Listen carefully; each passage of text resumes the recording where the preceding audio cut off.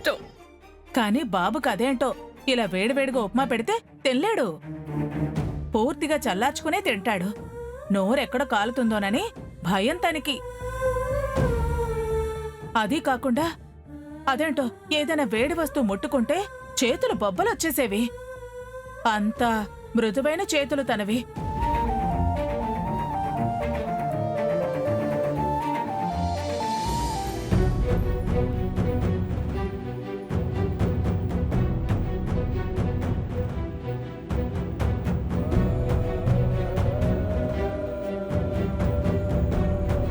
చిన్న పిల్లాళ్లాగా బిహేవ్ చేస్తూ ఉంటాడు.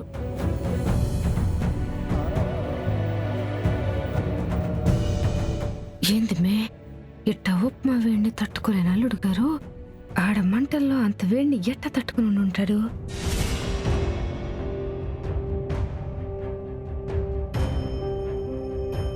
ఆనందా, అదేంటో ఉన్నట్టుండి రోహిత్తో మాట్లాడాలనిపిస్తోంది.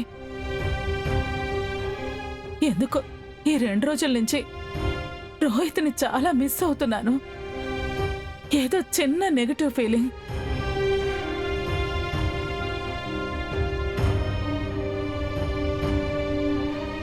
అమ్మ మనసు కదా ఆనంద, బిడ్డ దూరం అయిపోతే.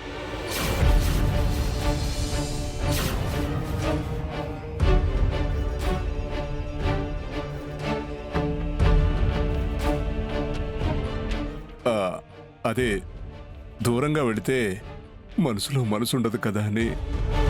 అవునండి, బాబు నాకు చాలా గుర్తొస్తున్నాడు.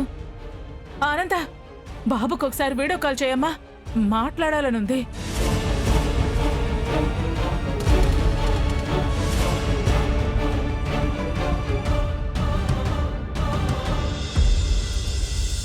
ఆనంద, ఏంటి వీడియో కాల్ చేయమంటే ఆలోచిస్తున్నా? చెయ్యమ్మా. దర్శన్, ఫోన్ ఇవ్వు.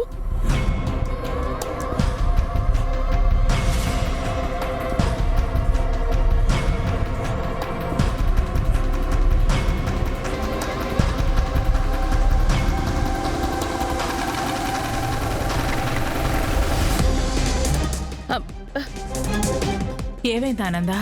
అక్క, సిగ్నల్ లేదనుకుంటా. మళ్ళీ ఒకసారి చేయవా?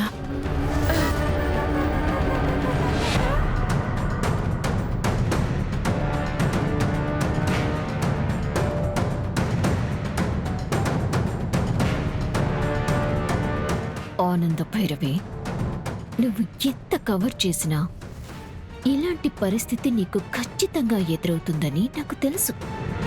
ఇలాంటి పరిస్థితుల్లో నిన్ను చూడటం నాకు భలే సరదాగా ఉంది. అక్క, కొండ ప్రాంతం కదా, సిగ్నల్స్ సరిగా ఉండవక్క.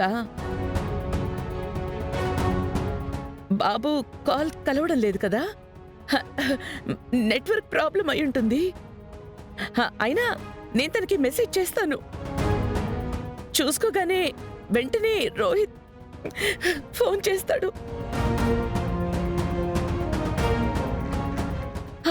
అక్క, నువ్వు తిను. ఏంటో ఆనంద, నేనే పని కట్టుకుని రోహిత్ని ప్రీతిని ఇలా ట్రిప్కి వెళ్ళమని పంపించాను. కానీ బాబు కళ్ళ ముందు లేకపోతే మనసుకి చాలా కష్టంగా ఉంది.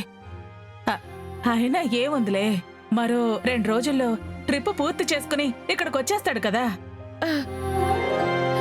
అప్పుడు స్వయంగా నా చేతులతో జీడిపప్పు ఉప్మా చేసి గోరుముద్దలు తినిపిస్తాను.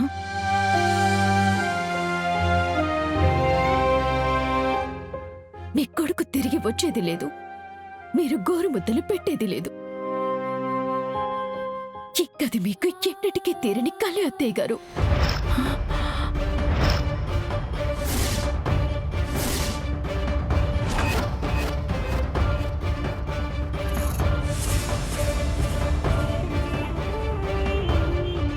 అనన్య, నీకేమైనా పిచ్చి పట్టిందా? ఇది తీరని కల ఏంటి? బాబు తిరిగి రాకపోవడం ఏంటి? అక్క, ఈ అనన్య కుళ్ళిపోతాను నీకు తెలిసిందే కదా. ఇంకా వాళ్ళక్కడ ఎంజాయ్ చేస్తూ ఉండుంటారు. నీకు గోరుముద్దలు తినిపించే అవకాశం ఎక్కడిస్తాడు అని కడుపు మంటతో చెప్తుంది. ఎందుకంత కడుపు మంట? బాబుతో నువ్వు కూడా సరిగ్గా ఉంటే ఇలాంటి అవకాశాలు నీకే వచ్చేవి. లీలా, పోనీలే వదిలి. కొన్ని విషయాల్లో ఎవరికుండే బాధలు వాళ్ళకుంటాయి. ఎవరిని మాత్రం నిందిస్తే ఏం లాభం చెప్పు? ఇదంతా ఆ భగవంతుడు లీల, అంతే. నువ్వు టిఫిన్ తింటాం అయిపోయింది కదా, పద టాబ్లెట్లు వేసుకుందు.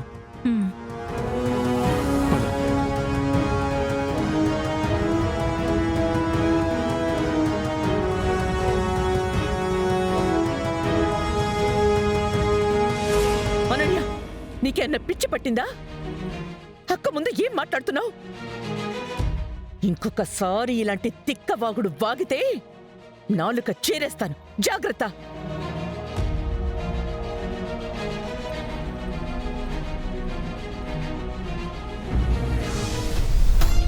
అమ్మా అమ్మి అమ్మి వదులు. అయ్యో అమ్మి అమ్మా, ఇవాళ నాకు చాలా అంటే చాలా ఆనందంగా ఉంది. కుటుంబం మొత్తం శోక సముద్రంలో మునిగిపోయేలాగా చేశాను. ఆ ప్రీతిని జైలుకి పంపించేశాను. ఇంకా అతి త్వరలోనే నేను అనుకున్నది సాధిస్తాను కూడా. ఏందోనమ్మి, నిన్ను చూస్తా ఉంటే నాకు సామెత గుర్తొస్తా ఉండది. ఏంటది?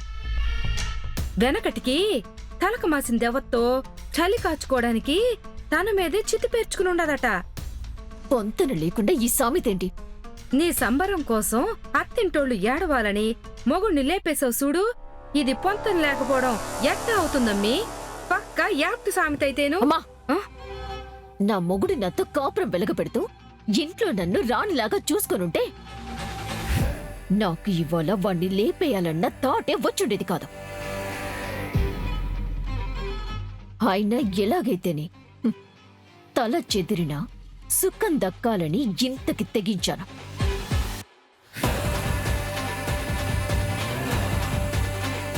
సో నా మొగుడు పోతేనే నా పంతాన్ని నేను నెగ్గించుకోబోతున్నాను.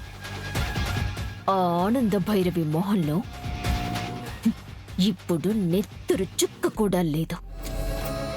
ఈ ఇంట్లో ఏ ఒక్కరిలోనూ సంతోషం లేదు, ఒక్క మనలో తప్ప. వాళ్లలో ఎటు చూసినా విషాదం, మనకు మాత్రం వినోదం. వా!